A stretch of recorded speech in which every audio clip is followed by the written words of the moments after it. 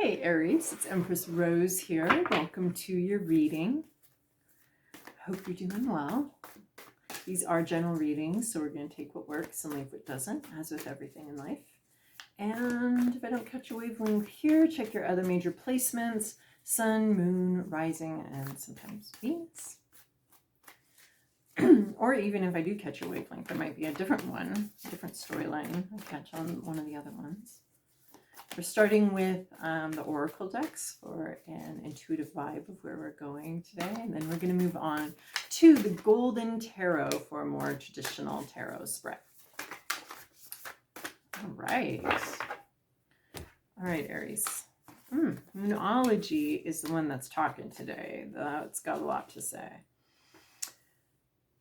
Okay. A time for healing, balsamic moon. So if there's not a lot of rush, if there's not a lot of stuff going on right now, it's just a time for healing. It's time for rejuvenation, rejuvenating your body, healing, whatever damage may have occurred, some sort of any kind of exhaustion or spiritual healing or just mental healing or just resting.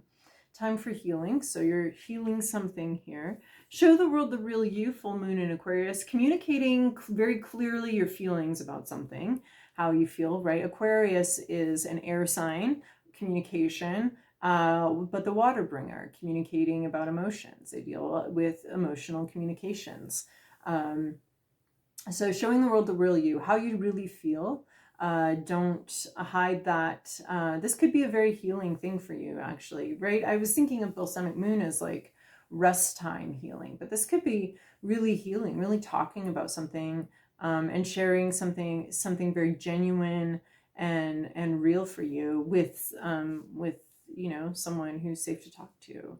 So that could be a very healing experience for you. And then first quarter moon, your commitment's being tested. See these clouds coming in?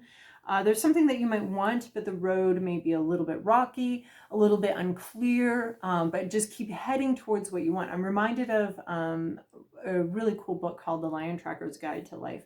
And it's about losing the trail and but making a best educated guess on where you might pick it up again and then picking it up eventually later, even if you don't get the real breadcrumbs or you lose the footprints somehow, either through a watering hole or a sand that shifted or something like that. So even if you lose the trail, make your best guess as to where, okay, water's that direction, it's this time of day, let's go that direction. Even though we're not seeing the actual prints and path, we're still going to head in that direction because that's our best educated guess. So you might not be following the breadcrumbs right now, but make your best educated guess as to where you're going to get sustenance. It may not be obvious or clear. So commitment being tested, or do you still want to go doing that? Or, as things have gotten cloudy and more confusing, do you want to pull back and not do that? So questions about are staying focused, staying strong, and just staying focused on that goal here. Storm clouds may be coming in, not to freak you out, but they do that though, right? We're not expecting sunny days every day for the rest of our life. Clouds can come in. They can make our vision a little cloudy. They can cause some, I actually love a really cloudy day, but so I hate to use them as a metaphor for things not being, wonderful and great and going smoothly, because I love clouds and I love cloudy days and foggy days and all of that. So, but, just metaphorically, you might be dealing with some foggy, cloudy days. Commitment being tested. So, all right. And then we're moving on to the Golden Tarot for more traditional spread. These are already shuffled, just cutting the deck in a traditional, cutting the deck tarot way. Aries, this is your past, your present, your inner landscape. What's at issue? Your environment, to-do list, possible outcome. How is this possible? You've got 3 kings.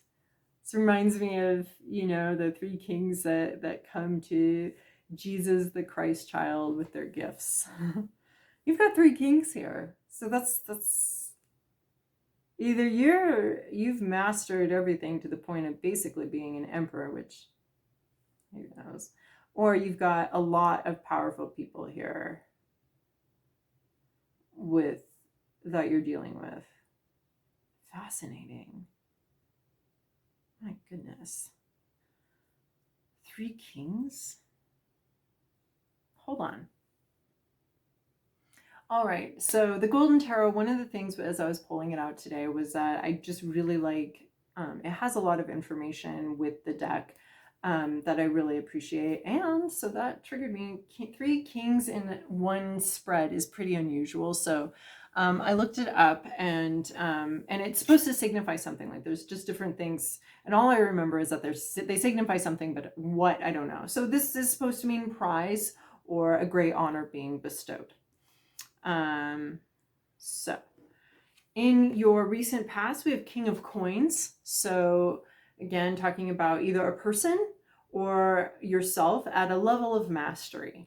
This is very careful calculations being made, precision.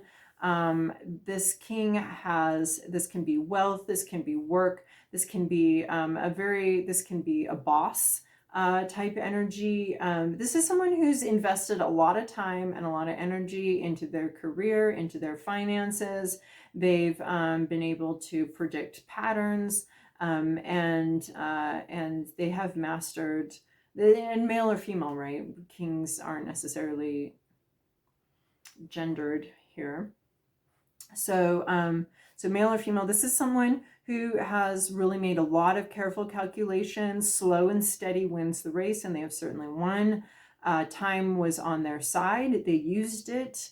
They used the length of time. They used some sort of slow process to their advantage. And they're very forward thinking, very careful and calculating. And it really paid off. This is someone with either a lot of wealth or a lot of power. In your current situation, you either are embodying this energy, or you have this person in your life, male or female, King of Swords, someone who's very, very smart, very intellectual. They have a nice balance. They have a right to rule. They have so much like experience in this situation or in this field that they have a right to say what they need to say. And this person is not, this person is very clear on what they think, but they're also really generous in how they share it. The judgment is balanced with mercy. Yeah, there's a quality of mercy here.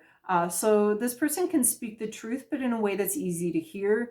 This person can also, is also in a position to make judgment calls.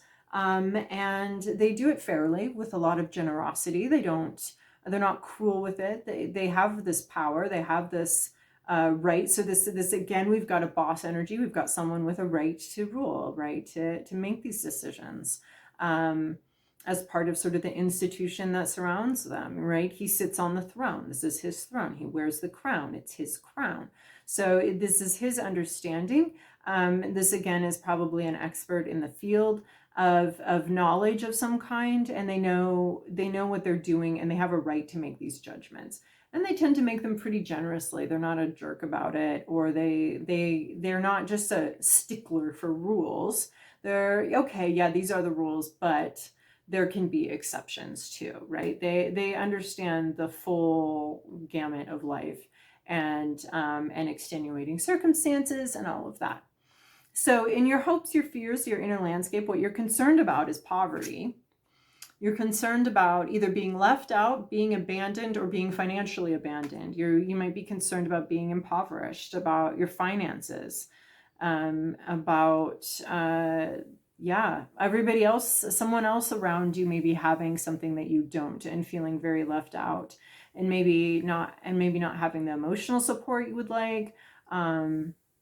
You can see it.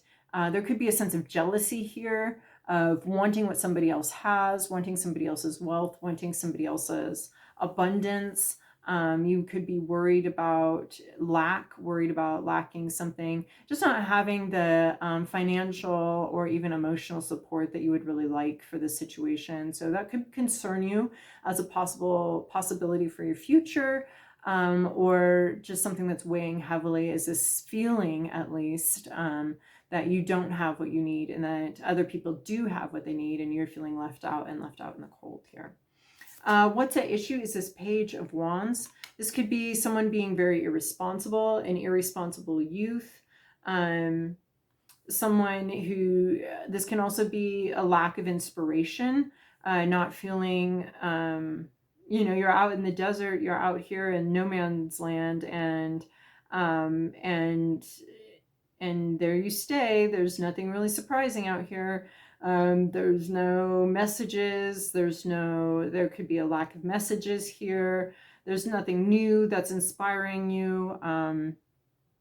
There could be, someone behaving very irresponsibly and immaturely, or this could be you just not feeling inspired, a lack of inspiration, a lack of new ideas, a lack of insight into something, and just kind of feeling, it's a little bit, I'm getting a little bit of the vibe from this Five of Coins here, just sort of feeling like a lack, not inspired, not excited, not seeing the possibilities, but just kind of out in the desert without a lot of life, feeling a little lifeless perhaps, or a little drained. In your environment, we have our third king, the King of Wands. So somebody around you is feeling very inspired and very excited, and they hold a position of power, that is, and they lead from, this person, male or female, leads from a place of, or moves in the world from a place of passion, a place of fire. They almost seem to be able to do the impossible. And you could be seeing this king and feeling your lack, feeling, well, I don't have the money, I don't have the expertise, I don't even have the inspiration like this other person does. I don't, just feeling that lack of all that you don't have, and being surrounded by these kings and all that they do have, and everything that, all of their expertise and all of their resources and all of their decision-making power and all of their inspiration and how people follow their lead. You could be looking at somebody else, although it's hard to imagine an Aries that where people don't follow their lead. But just with this Five of Coins here, that's how you're feeling right now. That's your inner landscape, and just surrounded by, some people that seem more powerful, more put together, more capable than you do right now. And especially this King of Wands could be really bothersome. If you're not feeling, if you're this Page of Wands in reverse and you're not feeling inspired, watching somebody else move through the world in a very inspired, excited way can be kind of annoying. So, but there's, but that's your problem, not theirs. They're not supposed to dim themselves for us because we're having a bad day, or we're feeling the lack, or we're feeling the pinch, particularly today. So, but there's someone around you that does have that sort of sense of being a miracle worker. People like them, people follow them. Your to-do list, the energy you need to interact with. I really like this with this reading, especially if this is these King of Coins that surround you is really getting under your nerves during a time when you're not feeling very inspired. This Hermit energy is where you're looking for some time alone to find your own next step. Find your own path. Get away from these labels. Get away from, especially if this is these people that surround you that seem to have everything, seem to be so put together and seem to have everything done, and all the resources they need and everything they need, and so successful and communicating so well and so clearly and so inspired. This is take some time out, take some time alone. The Hermit is alone. The Hermit is only focused on the Hermit's path. The Hermit's not focused on this King of Wands. None of his business. This King of Coins, cool. This King of Swords, awesome, good for you. This Hermit, okay, I'm gonna just find my own path here, because this isn't working for me to look at all these other people and see what they're doing and how they got there. You got to find your own path. So the Hermit can't see, no grand vistas here. I like this. This is sort of your commitments being tested. And the real you here with this Hermit card, the Hermit's questing after his own true path. We have Francis of Assisi here, a man with an incredibly unique path, disappointing everybody left and right, frustrating child to raise, kicked out of school. But it was his own unique path, and we know him and love him for it, right? His relationship with the animals, so special and unique. You know, he's called a saint now, but as he was following his own sort of destructive path in his youth, I don't think anyone would have called him a saint then. So, and he had just step by step, no overall vision. Do you think when he was, you know, a child in class, disruptive, that he was thinking, yes, and someday I will be a saint, I can see it from here? No, nobody could see it from there. So your own unique path, just taking the next step that's right for you, and getting really in touch with your path. What's right for you, not what worked for this guy, what worked for that girl, what worked for this person. None of that. That's their path. They have their own lessons. They have their own relationship with the divine, with divine timing, all of that. That's all their stuff. That's not your stuff.